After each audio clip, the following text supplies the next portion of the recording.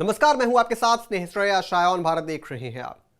13 जुलाई 2025 को श्रीनगर में एक ऐसा दृश्य देखने को मिला जिसने न केवल जम्मू कश्मीर की राजनीति में हलचल पैदा कर दी, बल्कि राज्य के इतिहास और वर्तमान व्यवस्था के बीच भी टकराव उजागर कर दिया। नेशनल कॉन्फ्रेंस के वरिष्ठ नेता और मुख्यमंत्री उमर अब्दुल्ला नक्शबंद साहिब कब्रिस्तान में 13 जुलाई 1931 में राजा हरी सिंह पर हमला करने वालों को श्रद्धांजलि देने के लिए पहुंचे थे, लेकिन उनका यह दौरा सियासी विवाद बन गया, जिसमें ममता बनर्जी जैसे नेताओं ने भी अपने वोट बैंक को साधने की कोशिश की। इस पर आगे बात करेंगे, लेकिन पहले यह जानते हैं कि आखिर यह दिन इतना खास क्यों है।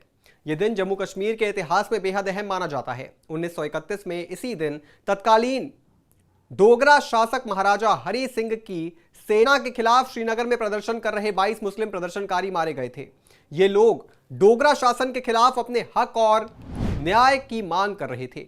इसी घटना के बाद राज्य में राजनीतिक आंदोलन और ज्यादा तेज हो गया और बाद में शेख अब्दुल्ला उमर अब्दुल्ला के दादा उन्होंने इसे शहीद दिवस घोषित कर दिया। हर साल 13 जुलाई को नक्शबंद साहिब कब्रिस्तान में इन सैनिकों को श्रद्धांजलि देने की परंपरा रही है, लेकिन 2019 में जब अनुच्छेद 370 हटाया गया तब इस दिन को सरकारी छुट्टी की सूची से हटा दिया गया। तब से यह दिन सियासी विवाद का विषय बन गया है। उमर अब्दुल्ला ने इस साल तय किया कि वो हर साल की तरह इस बार भी शहीदों को श्रद्धांजलि देंगे, लेकिन प्रशासन ने इस बार कब्रिस्तान तक जाने वाले सभी रास्ते नोहट्टा और खानेयार को बंद कर दिया। सुरक्षा बलों की तैनाती की गई और नक्शबंद साहिब दरगाह का गेट बंद कर दिया गया। हालात ऐसे थे कि उमर अब्दुल्ला को गाड़ी से खानेयार तक आना पड़ा और फिर करीब 1 किलोमीटर पैदल चलकर कब्रिस्तान तक पहुंचना पड़ा। दरवाजा बंद होने के कारण उन्हें दीवार फांदनी पड़ी। इस दौरान सुरक्षा कर्मियों ने उन्हें रोकने की कोशिश की। उमर अब्दुल्ला का कहना है कि उनके साथ धक्का मुक्की की गई और जबरन रोका गया। उमर ने कहा कि वो कोई कानून नहीं तोड़ रहे थे, वो केवल फातिहा पढ़ने और श्रद्धांजलि देने आए थे, जो उनका संवैधानिक और धार्मिक अधिकार है। उन्होंने सोशल मीडिया पर फोटो और वीडियो शेयर कर दिखाया कि वो किस तरह दीवार फांद कर अंदर गए हैं।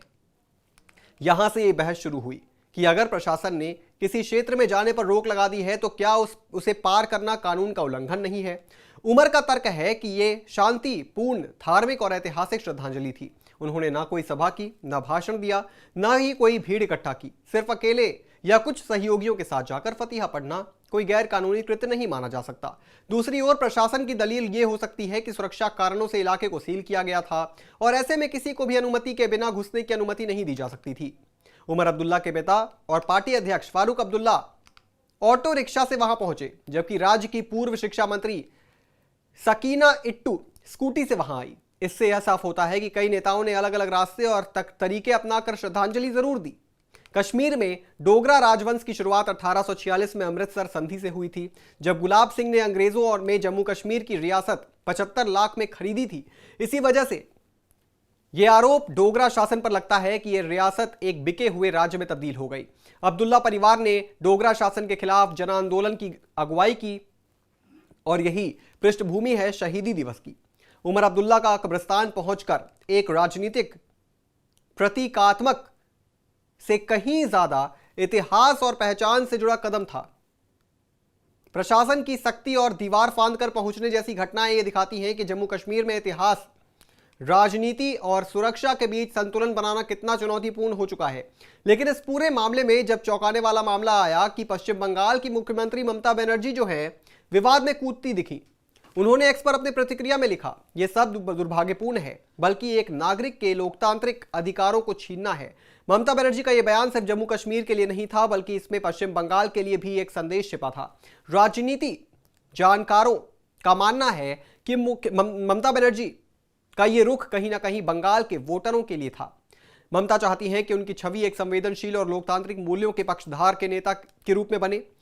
जब वो कश्मीर के एक नेता के अधिकारी से बात करती हैं तो वो दरअसल ये संकेत दे रही होती हैं कि वो उस व्यक्ति के साथ है जिनका अधिकार छीना जा रहा है, चाहे वो बंगाल में हो या देश के किसी भी कोने में। ममता बनर्जी पहले भी इस तरह के राष्ट्रीय मुद्दों पर खुलकर बोलती रही हैं, लेकिन इस बार उन्होंने जिस तरह उमर अब्दुल्ला के समर्थन में और केंद्र सरकार के विरोध में बयान दिया, वो बंगाल की राजनीति से अलग नहीं देखा जा सकता। बंगाल में मुस्लिम आबादी में एक बड़ा वोट बैंक है और ममता जानती है कि उनकी बातों से यह वर्ग किस ओर आकर्षित होगा। तमिलनाडु के मुख्यमंत्री एम के स्टालिन ने भी ममता की तरह केंद्र पर हमला किया। और कहा कि भाजपा सरकार धीरे धीरे राज्यों के अधिकार छीन रही है। उन्होंने जम्मू कश्मीर की स्थिति को लोकतंत्र की गिरावट का संकेत बताया। उमर का कदम भावनात्मक था या राजनीतिक, ये बहस का विषय हो सकता है, लेकिन एक बात साफ है कि वो कश्मीर में इतिहास सिर्फ किताबों में नहीं बल्कि हर पत्थर और कब्र पर दर्ज है और उसे नजरअंदाज करना आसान नहीं है। और उससे भी बड़ी बात, ममता बनर्जी को यह सोचना चाहिए कि देश के संवेदनशील मुद्दों पर सियासी रोटी सेकना कई मायनों में गलत है। इस पूरी खबर पर आप क्या सोचते हैं दोस्तों, कमेंट बॉक्स में जरूर लिखते जाइएगा और भी तमाम बड़ी खबरों से जुड़े रहने के लिए आप देखते रहें आय ऑन भारत।